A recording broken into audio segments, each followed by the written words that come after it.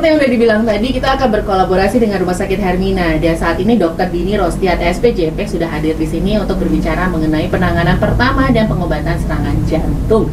Semoga jantung aku aman ya selama kita ngobrol di sini ya. Halo, selamat sore Dr. Dini. Sore, assalamualaikum. Kan kalau dokter tuh ngomongnya adem, kalem gitu ya.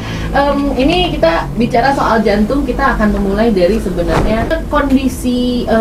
Sebelum ke kondisi, kayaknya sih kita mulai ke penyebabnya dulu deh. Apa kira-kira yang bisa membuat orang itu terkena penyakit serangan jantung?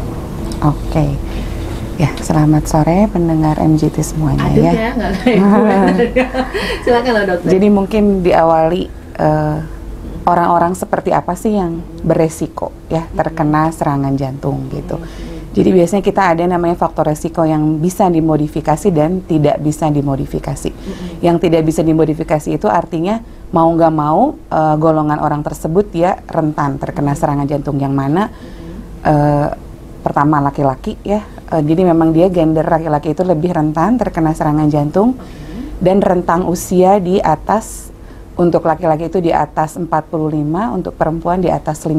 Nah itu mulai rentan terkena serangan jantung. Jadi perempuan bisa lebih tua ya ininya resiko terkena serangan jantung. Why, kenapa perempuan bisa lebih panjang hidupnya? Gitu. Ya gitu, maksudnya dia lebih lama biasanya terdiagnosis serangan jantungnya. Kemudian faktor resiko yang tidak bisa atau yang bisa dimodifikasi itu ada yang pertama adalah darah tinggi. Jadi orang-orang yang punya darah tinggi dia lebih rentan. Kemudian yang kedua merokok, ya. Kemudian yang ketiga obesitas. Jadi biasanya juga kolesterol misalnya, gitu ya. Kemudian kencing manis. Nah itu faktor dan tidak pernah olahraga. Jadi kita bilangnya sedentary lifestyle gitu. Jadi orangnya rebahan gitu ya, rebahan terus. Nah itu resiko-resiko yang sebetulnya bisa dimodifikasi, artinya bisa kita hilangkan resiko itu. Bisa sembuh kan? Bisa. Ya? Kalau misalnya usia sama gender kan kita nggak bisa dong. Misalnya ya udah jadi laki-laki ya udahlah gitu kan. Usia juga kita nggak bisa mundurin atau majuin gitu. Cuman kalau yang tadi yang merokok, kemudian obesitas, hipertensi, darah tinggi dan tidak berolahraga itu sebetulnya bisa dicegah ya. Maksudnya bisa kita hilangkan tuh faktor-faktor itu. Bisa dihilangkan ya? Bisa. Kemudian penyebabnya bisa dihilangkan. Ya, jadi faktor resiko itu yang harus diwaspadai, apakah misalnya para pendengar punya enggak faktor resiko-resiko itu gitu. Jadi pada orang-orang seperti itu dia rentan untuk terkena serangan jantung. Sebenarnya gejala yang paling terlihat atau gejala yang dialami seseorang ketika serangan jantung itu apa? Yang paling khas sih sebetulnya nyeri ya, nyeri dada itu paling khas gitu. Jadi tapi ya itu tadi, kalau kadang-kadang kenapa tadi kata Mbak Nisa itu ada self diagnosis tuh kadang-kadang kita bilang semua nyeri dada kita anggap itu serangan jantung kan gitu. Padahal ada ciri-ciri yang khasnya gitu. Yang paling jelas itu dia nyeri dadanya tidak bisa ditunjuk. Jadi kadang-kadang kalau kita bilang seperti ditusuk-tusuk atau seperti nyelekit ya, itu biasanya sih nggak khas untuk serangan jantung ya gitu. Jadi tidak bisa ditunjuk, dia berarti luas areanya. Jadi kadang-kadang kalau pasien datang dengan serangan jantung, dia nggak bisa tuh nunjuk nyerinya, tapi dia meremas atau meraba gitu. Jadi kalau misalnya, Pak di mana sakitnya? Nah dia nggak bisa tuh nunjuk dengan satu jari, dia biasanya pakai 5 jari karena sulit diidentifikasikan nyerinya. Jadi luas areanya gitu. Kemudian biasanya ada namanya gejala penyerta, yaitu kayak keringat dingin yang banyak gitu ya. Kalau misalnya pernah lihat pasien serangan jantung tuh dia sampai harus ganti bajunya karena basah semuanya gitu. Jadi banyak keringat dingin, bukan cuman kayak saya suka keringetan di tangan, kadang-kadang ada seperti itu bukan seperti itu. Jadi dan segede-gede ini keringatnya, kalau pernah lihat tuh jadi gede-gede tuh keringatnya kalau sampai di dahi itu. Seperti itu. Kalau misalnya yang kondisi berkeringat lebih banyak dari orang lain tuh ada istilahnya apa? Itu hiperhidrosis? Ya, enggak sih, beda. Karena kalau serangan jantung itu dia nyeri disertai gitu. Jadi bukan semata-mata dia berkeringat banyak, tapi pasti ada gejala nyeri dadanya dulu. Atau misalnya apapun lah yang tidak nyaman di dada, bisa itu sesak nafas gitu, perasaan tertekan, perasaan panas atau tercekik juga kadang-kadang. Baru tuh ada gejala penyerta. Nah, jadi berkeringat itu adalah gejala penyertanya sebetulnya, bukan gejala inti dari serangan jantungnya. Gitu. Bicara soal jantung itu nggak akan pernah beres ya, karena pasti akan berulang-ulang. Orang yang paling sering bertanya adalah gejala-gejala, tapi mereka lupa dengan gaya hidup yang bisa menjauhkan kita dari serangan jantung. Boleh nggak sih di-share gaya hidupnya itu sebenarnya ya kita sebenarnya tahu ya gaya hidup yang sehat seperti apa ya, benar nggak sih? Tapi mungkin bisa diulang lagi aja biar kita semakin yakin bahwa memang kita sudah harus merubah pola dan gaya hidup. Silakan dok. Ya, ada yang namanya panca usaha sehat ya, itu biar gampang mengingatnya. Jadi S itu dia seimbangkan gizi yang pertama. Jadi kalau seimbangkan gizi itu semua juga udah tahu ya sebetulnya mana sih makanan sehat dan tidak sehat gitu. Jadi kayaknya kepanjangan kalau kita bahas sekarang. Iya benar. Jadi biasanya semua juga tahu ketika kita melihat bala-bala sehat nggak Mbak? Enggak sih. Ya gitu. Ketika melihat pisang goreng apa pisang yang tidak digoreng? Pisang yang tidak digoreng. Iya, semua sebenarnya udah tahu dalam hati nuraninya bahwa mana sih makanan, cuman nafsu kita kadang lebih menang daripada otak ya gitu. Betul. Kayak misalnya pilih seblak atau pilih salad.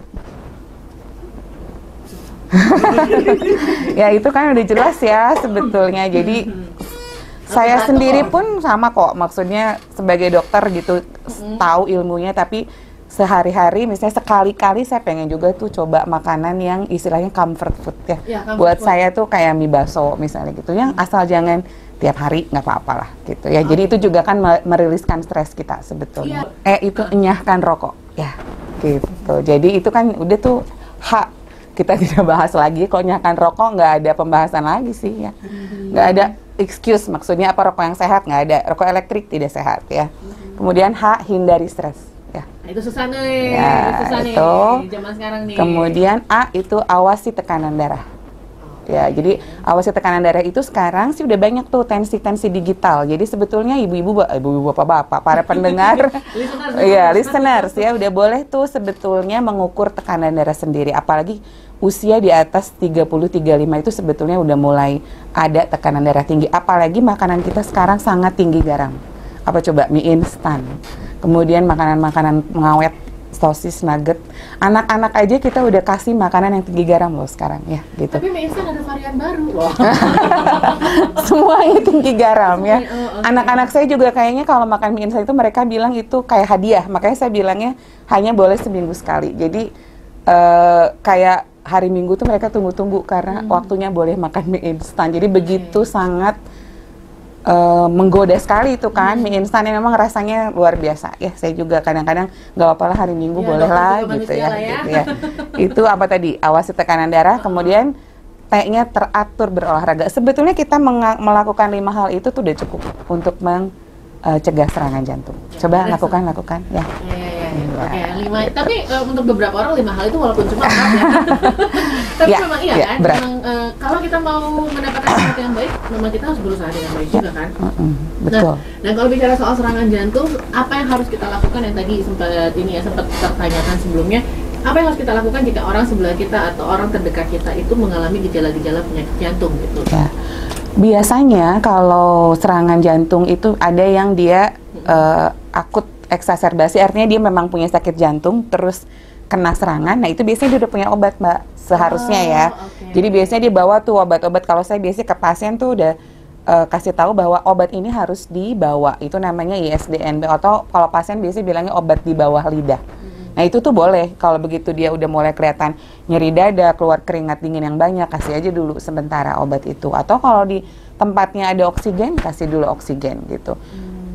Kalau baru, misalnya dia belum pernah terkena serangan jantung sebelumnya dan kita nggak tahu harus ngapain, sebetulnya diistirahatkan cukup. Dan dijauhkan, maksudnya jangan dikerubutin karena dia butuh oksigen yang banyak sebetulnya ya.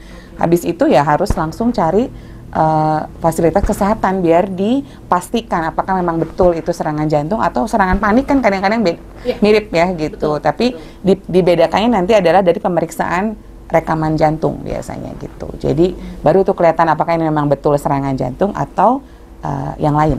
Terima kasih Dokter Dini atas waktunya. Terima kasih Rumah Sakit Hermina selalu menyediakan topik-topik menarik. Kita nanti ketemu lagi di lain kesempatan. Bye bye. Apa kalau kita di